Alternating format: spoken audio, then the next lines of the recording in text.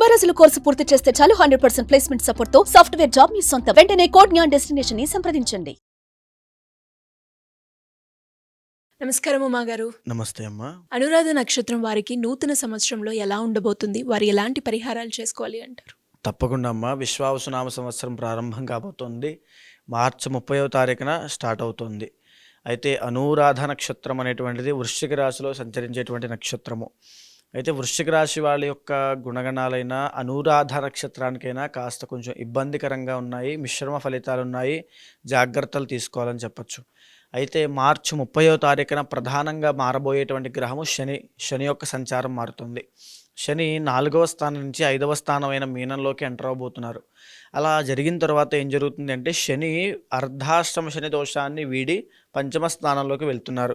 శని దోషాన్నైతే వదిలేసి వెళ్తున్నారు, కానీ అంత యోగాన్ని అయితే ఏం పట్టట్లేదు. న్యూట్రల్గా మిశ్రమ ఫలితాలు ఇస్తారు శని భగవానుడు. అయితే ప్రధానమైనటువంటి ప్లానెట్ ఇంకొకటి మే 15వ తారీఖు తర్వాత గురుగ్రహం మారుతోంది. ఎక్కడి నుంచి ఎక్కడికి మారుతుంది? ఇప్పటి వరకు కనీసం వీళ్ళకి గురుబలం అనేటువంటిది ఉంది సప్తమ స్థానంలో. మే 15వ తారీఖు తర్వాత అష్టమంలోకి గురుడు వెళ్ళిన తర్వాత అష్టమ గురుడు వల్ల గురుబలం అనేటువంటిది తగ్గడం చేత ఆదాయం అనేటువంటిది తగ్గడము, విపరీతమైన ఖర్చులు పెరగడము, డీఫేమ్ అవ్వడము, జాబు మానేయడము లేదా వాళ్ళు తీసేయడము, వ్యాపార నష్టాలు కలగడము, స్టాక్ మార్కెట్లో ఉన్న వాళ్ళకి భయంకరమైన నష్టాలు చూడడము, తర్వాత ఇంకా రాజకీయ నాయకులైనా ఇబ్బందులు పడడం లాంటివి.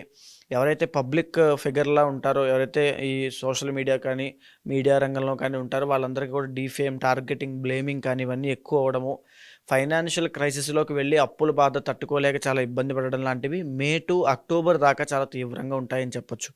అయితే మళ్ళీ అక్టోబర్ తర్వాత బాగుంటుంది. అయితే ఈ గురుబలం అనేది లేకపోవడము, శని అంత యోగించకపోవడంతో పాటుగా రాహు కూడా మే 18వ తారీఖు తర్వాత రాహు 4వ స్థానంలోకి వెళ్ళి ఆయన కూడా అంత యోగించడం లేదు.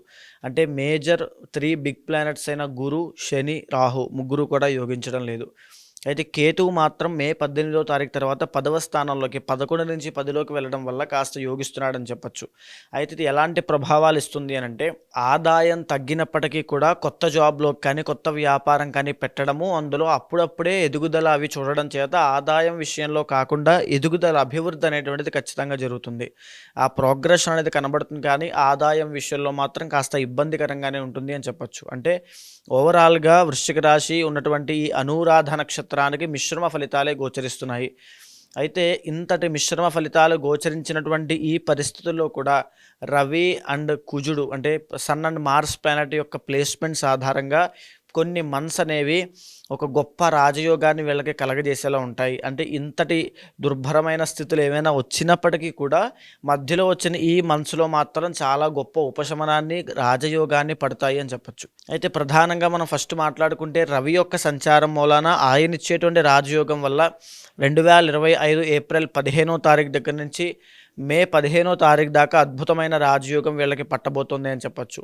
ఈ సమయంలో ఎవరైతే రాజకీయాల్లో ఉంటారో వాళ్ళకి మంచి పేరు ప్రఖ్యాతలు వస్తాయి, గురుబలం లేనప్పటికీ కూడా వస్తాయి. దాంతోపాటుగా ఎవరైతే బంగారం వ్యాపారం చేస్తుంటారో, ఎవరైతే ఇంకా చెప్పాలంటే ప్రభుత్వ ఉద్యోగం కోసం ప్రయత్నం చేస్తుంటారో, ఎవరైతే ఉద్యోగాల్లో ఉంటూ ఇంకా అభివృద్ధి కోసం చేస్తుంటారో ఈ మంత్స్లో శుభవార్త వినే అవకాశాలు ఎక్కువగా ఉంటాయి. ఇంకా చెప్పాలంటే రవి డాక్టర్ ఫీల్డ్లో ఉన్న వాళ్ళకి కూడా మంచి శుభవార్తలు వినే అవకాశాలు ఉంటాయి.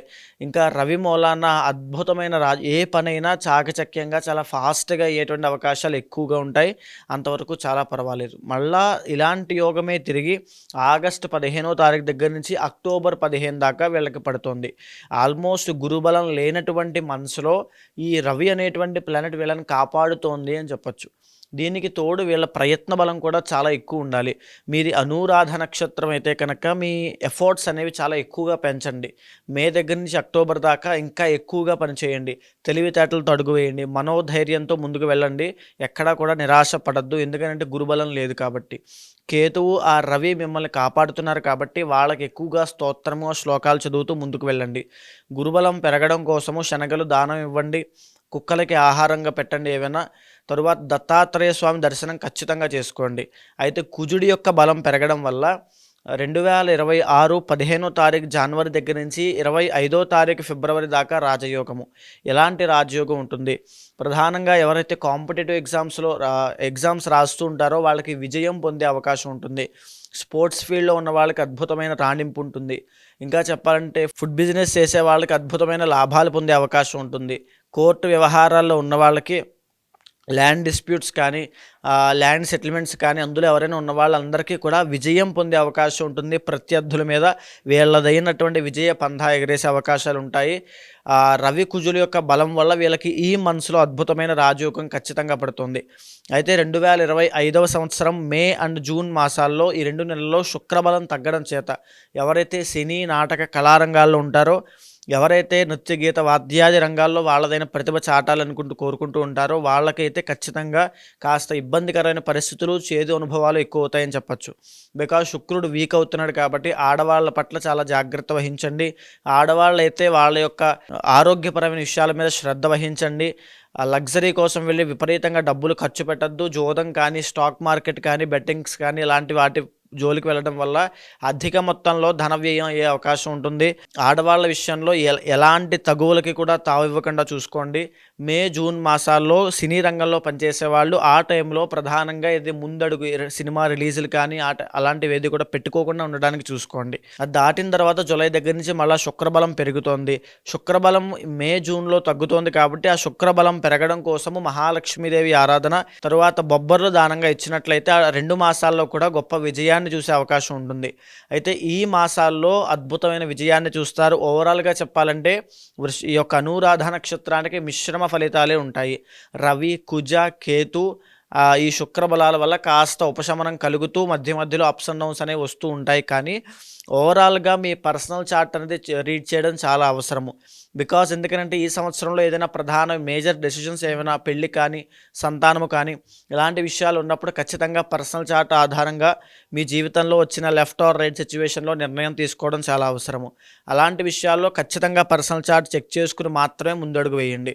అయితే నేను ఇచ్చేటువంటి సలహా అనురాధ నక్షత్రం వాళ్ళు ఖచ్చితంగా శనికి సంబంధించినటువంటి జప హోమ అర్చనాభిషేకములన్నీ చేయించి సుదర్శన నృసింహయాగము ఖచ్చితంగా జరిపించడం వల్ల అద్భుతమైన, అది దృష్టి ప్రభావం అయినా, ప్రయోగ ప్రభావం అయినా, లేకపోతే జాతకంలో ఉండేటువంటి ఎలాంటి నెగిటివిటీ అయినా, నవగ్రహ దోషాలైనా ఈ సుదర్శన నృసింహయాగం వల్ల మీ జీవితానికి ఒక మలుపు తిరిగే అవకాశాలు ఖచ్చితంగా ఉంటాయి. సర్వదోష నివారణగా ఈ యొక్క యాగం మీకు పనిచేస్తుంది. జీవితంలో ఒక్కసారైనా అనురాధ నక్షత్రం వాళ్ళు సుదర్శన నృసింహయాగం చేయండి. ప్రధానంగా ఈ సంవత్సరం ఎక్కువగా చేయండి, అద్భుతాలు చూస్తారు. అయితే పర్సనల్ చార్ట్ ఖచ్చితంగా చెక్ చేసుకుని మాత్రమే ముందుకు వెళ్ళండి. మరి ఎవరికైనా కూడా జాతకరీత్యా వారు ఎదుర్కొన్న సమస్యలకి పరిష్కారం చేసుకోవాలి అంటే, మిమ్మల్ని అప్రోచ్ అవ్వాలి అంటే ఎలా ఉంటుంది గురుగారు? తప్పకుండా అమ్మ. ఎవరైనా సరే ఇప్పుడు దాకా మనం మాట్లాడుకుంది గోచార సంబంధిత అంశాలన్నీ కూడా ట్రాన్సిట్స్ ఆధారంగా మనం మాట్లాడుకున్నాం. కానీ డేట్ ఆఫ్ బర్త్ కానీ, టైమ్ ఆఫ్ బర్త్ కానీ, ప్లేస్ ఆఫ్ బర్త్ కానీ బట్టి మనం మాట్లాడేది పర్సనల్ చార్ట్ అండి. అది చాలా యూనిక్గా అందరికీ విడివిడిగా ఇండివిజువల్గా ఉంటుంది. అది మన కర్మ బట్టి ఆధారపడి ఉంటుంది కాబట్టి దాన్ని ఖచ్చితంగా చెక్ చేసుకోవాలి. దాన్ని బట్టి మీ జీవితంలో 60% ప్రభావం అనేది ఉంటుంది. గోచారం ఒక 40% ఉంటుంది. ఎప్పుడైతే రెండింటినీ సమన్వయం చేసుకుని ఒక నిర్దిష్టమైన పరిహారాన్ని ఈ శ్రీరుద్రయాగమైనా, సుదర్శనమైనా దేన్నైనా ఆచరింప చేయగలిగితే జీవితం మారుతుంది. అలాంటి వాళ్ళు ఎవరైనా ఉంటే కనుక ఖచ్చితంగా కింద కనిపించేటువంటి నెంబర్కి కాల్ చేయండి. మా వాళ్ళు పూర్తి డీటెయిల్స్ ఇస్తారు.